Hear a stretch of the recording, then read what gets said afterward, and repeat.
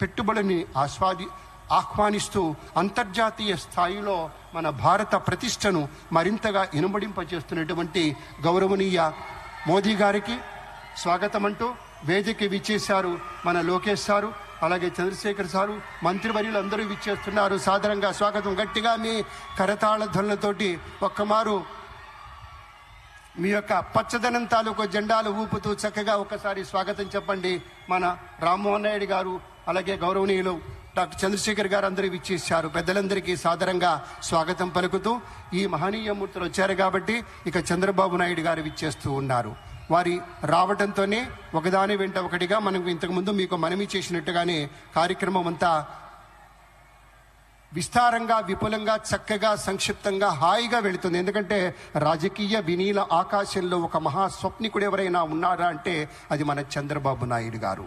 అధ్యయనం, ఆలోచన, ఇవి రెండే కళ్ళు. జనహితం, ప్రజామతం, ఆయన నమ్మిన దేవుడి రూపం. ఆ విధంగా చంద్రబాబు నాయుడు గారు రాబోయే